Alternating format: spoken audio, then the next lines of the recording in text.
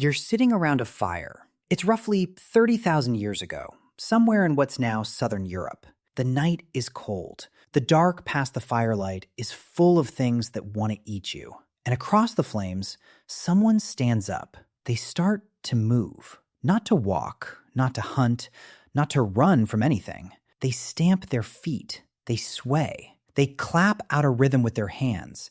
And one by one, the people around the fire join in. Bodies moving together, feet hitting the ground in time, a sound that isn't speech and isn't a scream, it's something new.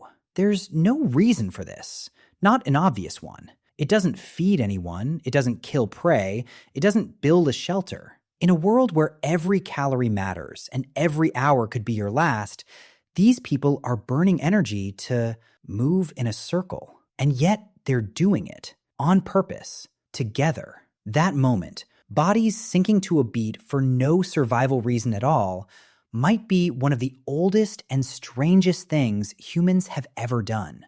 And it just might be the reason we became who we are. So how did we invent dance? The answer is older than farming, older than writing, older than cities. And it might be wired into your body right now. Real quick, before we go 30,000 years back, do me one tiny favor. If you're the kind of person who loves this stuff, the hidden origins of things we never question, hit that subscribe button and smash like. That's it. That one tap tells me you want more of these, and it genuinely keeps this channel alive. Okay, let's get into it. Let's start with what most people assume. We think dance is entertainment, a hobby, something fun we do at weddings and clubs. A nice little extra on top of real human life. That's backwards. Dance isn't the decoration on human culture. According to a growing pile of evidence from archaeology, neuroscience, and anthropology,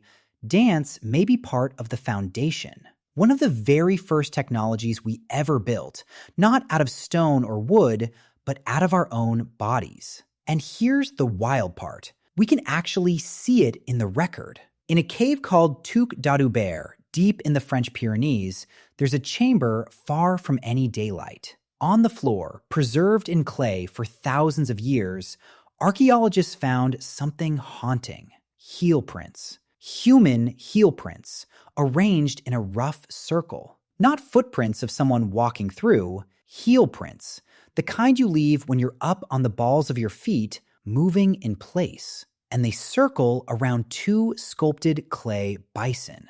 Many researchers believe these are the marks of a ritual. People, maybe teenagers, moving together in the dark, deep underground, tens of thousands of years ago. Think about that. Not a painting of a dance, not a story about a dance, the actual footprints. The physical ghost of a moment when human beings moved their bodies in rhythm and left it pressed into the earth. But the caves aren't even the oldest clue. In India, at the rock shelters of Bhimbetka, there are painted figures with arms raised, legs bent, frozen mid-motion, clearly, unmistakably dancing. Some of that rock art is thousands of years old, part of a tradition stretching back deep into the Stone Age. In Egypt, on tomb walls, dancers arch their backs and throw their arms overhead. In the rock art of the Sahara, a Sahara that was once green and full of life, human figures leap and twist across the stone. Everywhere early humans left art, they left dancers. Different continents, different peoples, people who never met, never spoke, never shared a single idea. And all of them painted the same thing. Bodies, in motion, together. Now, here's the question that matters. Why? Why would a species fighting to survive spend precious energy on moving to a beat? To answer that, you have to look inside your own head. Your brain has a superpower most animals don't have. It's called entrainment. It means your body can lock onto an external rhythm, a drum beat, a clap, a song, and sync to it automatically. You hear a beat, and your foot starts tapping before you even decide to move it. That's not learned. That's built in. Babies do it, and almost no other animal on Earth can.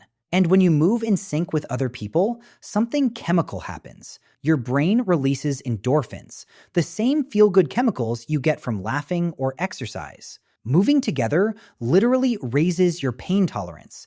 It floods you with a sense of trust and belonging. Scientists have a name for it. They call it social bonding turned all the way up. Here's the punchline. When a group of humans dances together, their brains and bodies start to blur the line between me and us. You stop feeling like a lone individual. You start feeling like part of something bigger. Dance isn't just movement.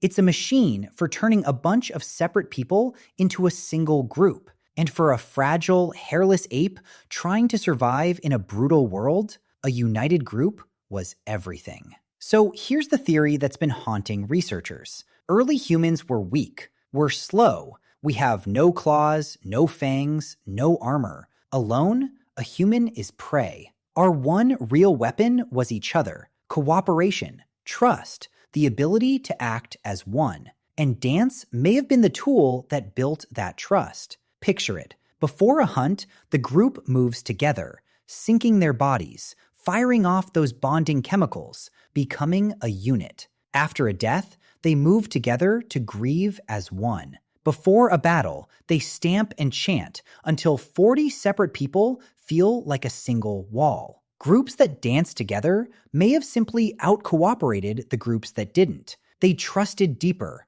They fought harder. They held together when times got brutal. Which means dance might not be a side effect of being human. It might be one of the reasons we survived at all. And now it gets even deeper, because there's a real possibility that dance came before words. Think about it. Before we had complex language, how did we say, "I'm with you"? How did a mother calm a child? How did a group say, "We are one people and you are not"? You show it with your body, with rhythm, with movement everyone understands without a single word. Some researchers believe rhythmic coordinated movement was one of our very first languages, a way to share emotion and intention before our mouths could do it. When you rock a crying baby without thinking, you're using it. When a crowd sways together to a song, you're using it. It's older than the words you're hearing right now. Dance may literally be the conversation we were having before we could talk. Now, follow this forward, because this is where it explodes.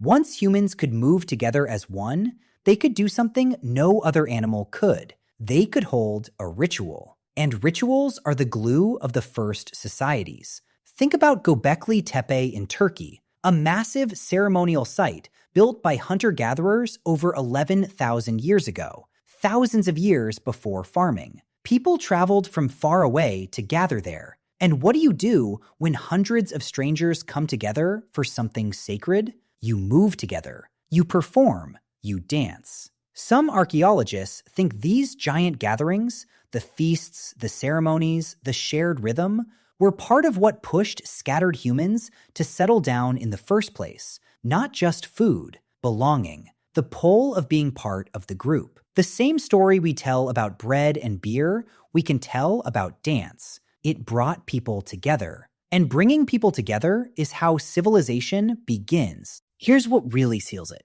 Dance isn't one invention. It's thousands. Every human culture on Earth dances. Every single one. There is no known society, none, that was ever discovered without it. Not one tribe, not one island, not one corner of the planet where humans looked at rhythm and said, no thanks. The stomp dances of Native America, the trance dances of the Sand People in Africa, some of the oldest continuous dance traditions on Earth, the classical dances of India, telling entire epics with the hands, war dances in the Pacific, circle dances across Europe and the Middle East that are basically unchanged for thousands of years. None of these cultures were in contact when they started dancing. They arrived at the same thing: bodies, rhythm, togetherness, completely independently. That's not a coincidence. That's convergence. When a behavior shows up everywhere humans exist, independently, over and over, it's not culture. It's deeper than culture. It's part of the operating system. So, How did ancient humans invent dance? They didn't. Not in one place, not in one moment, not as one idea. Dance was invented over and over, everywhere humans lived, because the ingredients were always the same. A body that can keep a beat, a brain that bonds when it moves with others, and a group that survives better when it feels like one. The odds that every dancing culture on Earth learned it from a single source? Basically zero. The odds that any group of humans, given rhythm and each other, would eventually start to dance? Nearly certain. The invention is baked into us. But here's the thing that stays with me. Dance is just a body, a rhythm, and other people. That's it. That's all it's ever been. And from the simplest thing imaginable, people moving in time by a fire, humans built ritual, religion, connection, culture, and the deep, unbreakable feeling of belonging that holds every group together. Tonight, somewhere, someone's going to hear a song and start to move without deciding to. A kid's going to bounce to a beat. A crowd's going to sway as one. And for a few minutes, thousands of strangers are going to feel like family. They won't think about the 30,000-year chain that put that feeling in their body. They won't think about the heel prints in that dark French cave. They'll just move. And honestly, that might be the most human thing about dance. It's so deep inside us, so woven into who we are, that we forgot it was ever invented at all. Hey, if this rewired the way you see something you do without thinking, you're gonna love the others on this channel. Subscribe, and I'll see you around the fire next time.